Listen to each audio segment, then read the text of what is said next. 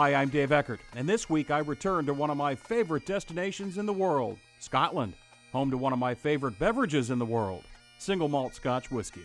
As we now know, this coolness, that everyone, and wetness, actually aids, the capacity for Scotch to be able to withstand 20, 30, 40 years or 50. Maturing, or 50, yeah. Of course, you can't come to Scotland and not have piping, haggis, and Robert Burns poetry. And through your pores, the Jews distill. The pipers, haggis, and poetry were all part of a very special occasion, the release of a 50-year-old single malt whiskey from the always excellent Glenfiddich. This is the latest version of our very proud Glenfiddich. The Glenfiddich 50-year-old may have gotten me here, but there's so much more to this distillery to explore. I'll take you through the history and introduce you to members of the Glenfiddich family of workers, from the man who mends the stills. It's just great to end up with a whiskey which is, I would say, the best that's ever come out of Glenfiddich. To the men who tend the barrels. Well, the cask did its job, and you did your job. That's beautiful. That's beautiful. And let's not forget about that 50-year-old, which we actually got a chance to try at a lavish Highlands dinner. So it's beautifully balanced, I would say. After Glenfiddich, I'll head to another incredible single malt producer, Balvenie. Well, the distillery itself was opened in 1893, so that was 6 years after Glenfiddich. At Balvenie, they do things the way they used to, including making their own barrels and malting their own barley, which, by the way, is harder than it looks. A couple minutes of that and I'm done. While at Balvenie, I'll do a little tasting. We've got two 12-year-olds, the Balvenie Signature, the Balvenie Double Wood, and we've got our 21-year-old Portwood. And some single malt and cuisine pairing. And that's a whiskey foam, you said? Whiskey foam.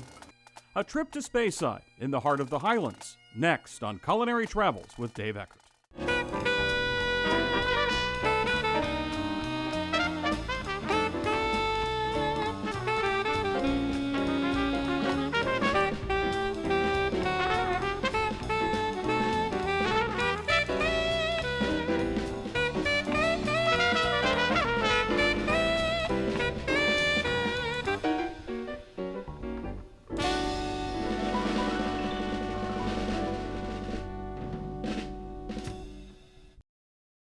These are the beautiful and bountiful Scottish Highlands, where the scenery is plentiful, and so are the distilleries. I'm in Speyside, a sub-region of the Highlands, and a place many consider to be the heart and soul of Scotland's single malt whiskies. Now, I'm not going to enter that fray, but I am going to introduce you to two of my favorite single malt producers, Glenfiddich and Balvenie. I'll start with Glenfiddich, which was founded by William Grant in 1886. William Grant got a job at the age of 26 at a nearby distillery at Mortlach, and he worked there for 20 years, and in 1886 he decided that he would start his own distillery. I mean, he was 46, so in Victorian times that was, pretty near probably old. the end of his profession, as opposed to the beginning.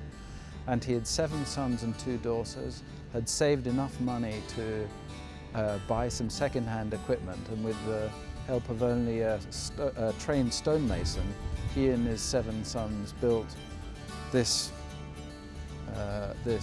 distillery, and that is the part of the original malt barn that we see here and the old kiln. In case you're wondering, as I was, Glenfiddich means Valley of the Deer, hence the stag on the label.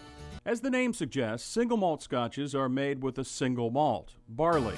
The barley is malted to release its sugars, and those sugars are in turn converted into alcohol.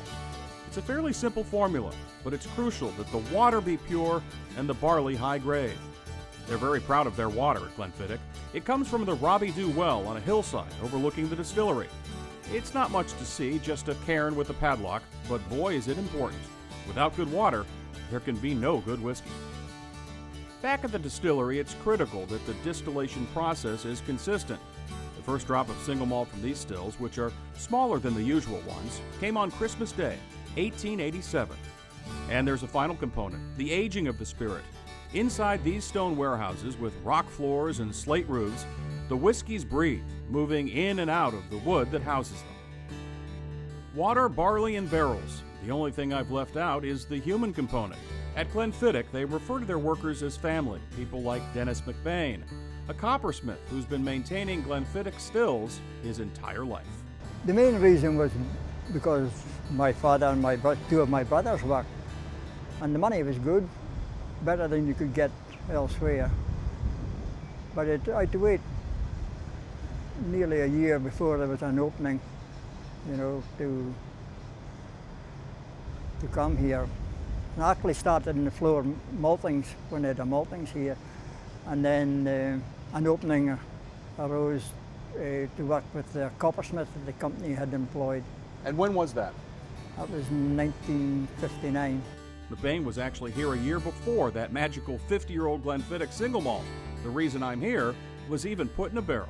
It's a great feeling because at the end of the day, it kind of signifies my time here, if you like, and everything. We've had good times, bad times, more good times than bad times in the industry, and it's just great to end up with a whisky which is, I would say, the best that's ever come out of Glenfiddich, but that's my personal opinion. I'll have much more on the 50 in just a minute, but first, more on the process. There are 28 stills at Glenfiddich. They produce about 10 million liters of single malt scotch a year. Where does all that liquid gold go? Well, much of it into Glenfiddich's famed Warehouse 8.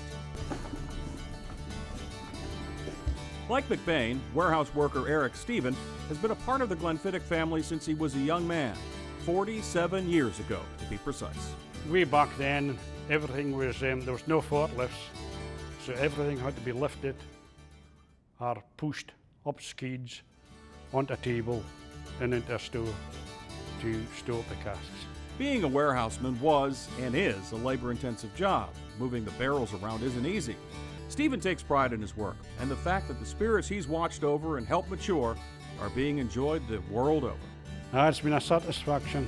What a satisfaction. What a good memories. I know I'll have good memories thanks to Stephen as he and I tried a cast sample of a whiskey laid down in 1957.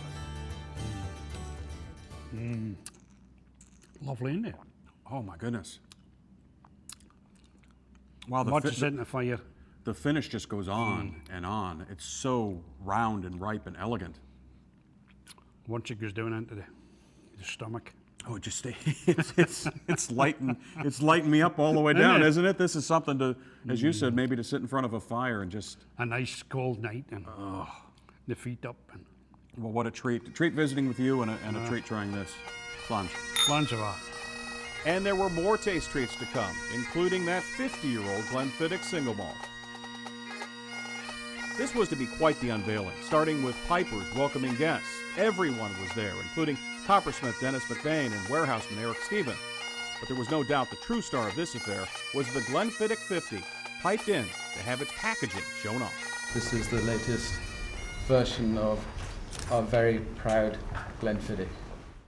And we didn't just get a chance to see the 50-year-old, we actually got a chance to taste it during a lavish multi-course Highlands dinner. It was liquid gold, by far the finest single malt scotch I've had the privilege to taste. This is only the second time in the history of the company that a 50-year-old whiskey has been released. And with only 50 bottles released, at a price of £10,000 per bottle, this is a special occasion indeed. Glenfiddich single malts are also balanced and elegant, preferring grace over brute force. That's exactly the type of single malts I prefer, so it's no surprise they showed beautifully in a little tasting at the distillery. The 12-year-old, followed by the 15. Global brand manager Ian Miller says the first thing you need to do is warm things up. So you want to warm it up? You want to warm it up because you get a much more aroma at room temperature now. The Scottish sunshine is doing its best to mimic 20 degrees Celsius, but it's not going to quite get there. So in Fahrenheit terms, you want to be up about 66 to 68 degrees Fahrenheit in order to get the best out of your whiskey. And this really releases the aromas. And much more flavour on the palate as well.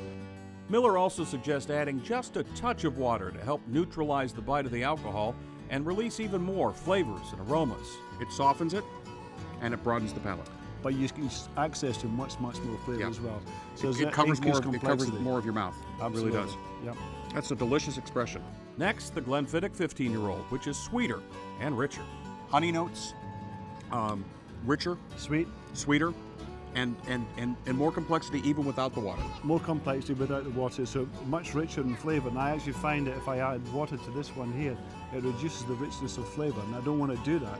Right. So what I do is I get it up to temperature, Right. and that does it for me. Uh-huh. A lot of people want to add water to it, and I say, well, if you're going to do that, just add a couple of drops, and it's always a couple of drops at a time. You can always add a few more if it's still too strong.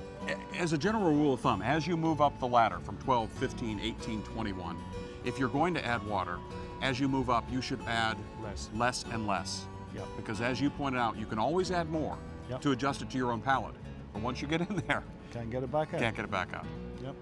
Well, That's wonderful. That's a good thing to take away with you, if nothing else. I took that away and then some. Thank you so much, Ian. Slange. Slange. Glenfiddich isn't just a popular single malt. In fact, the 12-year-old is the best-selling in the world. It's also a popular destination.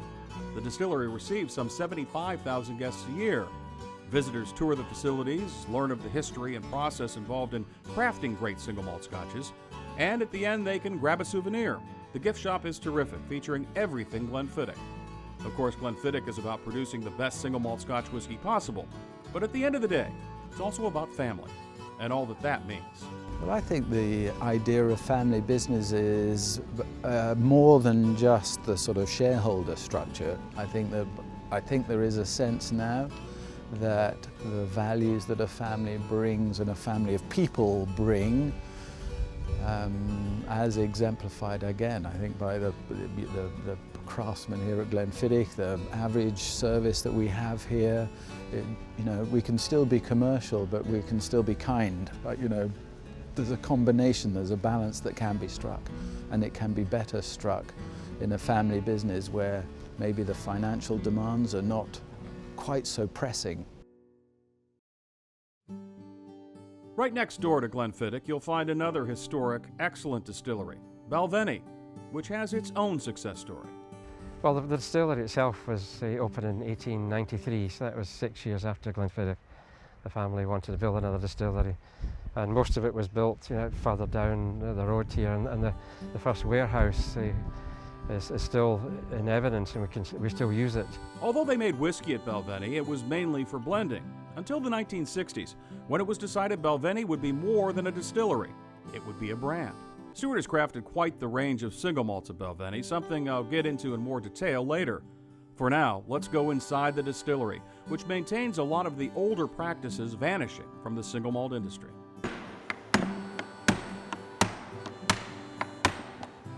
That would include operating its own cooperage. We sharpen our own blades as well. Everything at that time, you sharpen your own tools to make sure. A good tradesman always kept his tools sharp, and it was half the battle when you're doing your job. And so your last 10 minutes, 15 minutes, 20 minutes towards the end of every day, you went and you resharpened your tools, or you changed blades, bandsaw blades, jointer blades, whatever else, cleaned up, tidied up. How have things changed over the years? Have they changed much, or is it basically the same process, same craft? The actual coopering itself, you can't get a machine to take a stave, open a cask up and take a stave out and rejoint it and put a stave back in. But they do a little assembly work as well with machines, and it's people. Sometimes it's coopers, sometimes it's semi-skilled labour. It rebuilds. This is what maybe other distillers do as well, but we still get the traditional type of coopering as well, and it's good. Ramsey has been with Balvenie since he was 16, when he first became an apprentice. Lawrence Proctor worked as an apprentice with his uncle, who runs a small cooperage. He's been with Balvenie for 4 years. It's a different generation than Ramsey, but the same appreciation of the craft. What's it like working at these great historic distilleries? Oh, it is fantastic. I mean, you've got the history, you've got the product, you've got guys like Don, who've been here for nearly 50 years. You get stories from they guys, how it was in the past, and hopefully I'll be able to pass that on when I'm Don's age. They've got quite a task at the cooperage, reconditioning this mountain of barrels, 25,000 of them, about 2 years worth of work. You'll notice the barrels are different sizes, from an American bourbon barrel that holds 195 liters to puncheon, sherry butts, and pork pipes that hold 500 liters. Each barrel has its own issue. Some need staves replaced, others just need to be cleaned out. This piece of equipment, called a skiving machine, does that. It sands down the inside of the barrel, exposing fresh wood. Basically, we're going to go down to the new wood. We're then going to char the cask again to help open the wood, to let the whiskey back in, to give it another lease of life and to get a better quality of whiskey. So it's not 100%. It's not like crafting a new barrel? No. But maybe you get 70% or Yes. 75%. It's basically cost saving, basically. The price of wood nowadays is through the roof. So if we can save a little bit, then it's worthwhile. Innovation in a very old craft. You'll find plenty of innovation in the aging warehouses too. Balvenie is known for finishing its single malts in a variety of woods, creating different styles, sometimes even within the same age. Speaking of age, these barrels house some precious jewels, including a single malt that was put in the cask in 1964. As a real treat, visitors can buy a sample directly from the cellar, a 12-year-old in your choice of sherry, bourbon, or refill wood. I chose bourbon. And there you have it. It's heavier lifting across the way at the malting floor, literally. Balvenie is one of only 2 distilleries on the Scottish mainland that still malts its own barley. First of all, we take delivery of barley, the raw material. The barley is delivered here. It is stored in this area here, our barley loft, prior to use. When we are ready to use it, we move on to the first part of the process, the area we call the steeping. There, we cover the barley with water 3 times over a period of 2 days in order to bring up the moisture content in the grain to allow it to germinate. Once we have completed this, the grain has chitted, broken. We drop it to the next stage of the process, which is the germination floor. And there, over a period of 6 days, we allow the grain to grow, turning it regularly to keep the temperature under control and therefore the growth rate. With the growth comes heat. That's why the barley has to be turned regularly. This is the old-fashioned way to do that, using wooden shovels. And let me tell you, it's not easy. This had to be done like 4 or 5 times a day. Yes, they used to do it from pole to pole. Wow. That was it. You would go back, see? And as you went back, you would go from And this is pole called to pole, and then this is they called a would- shield. Shield. Shield. Yep.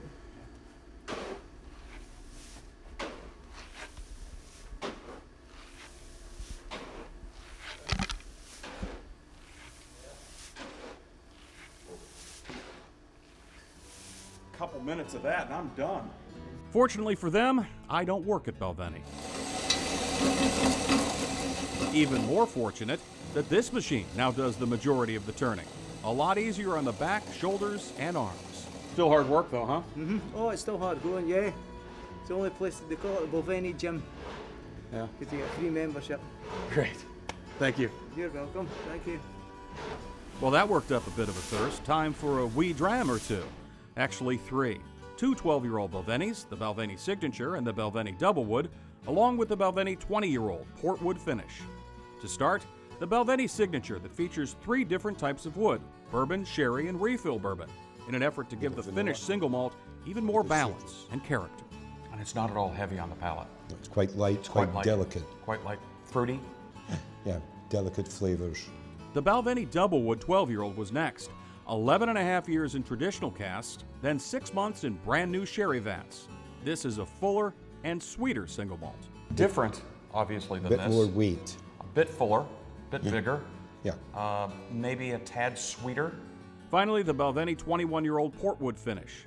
One memorable single malt. Anyone who tries that one is immediately smitten. It Well, is. I gotta admit, I'm smitten. Slange. Slange.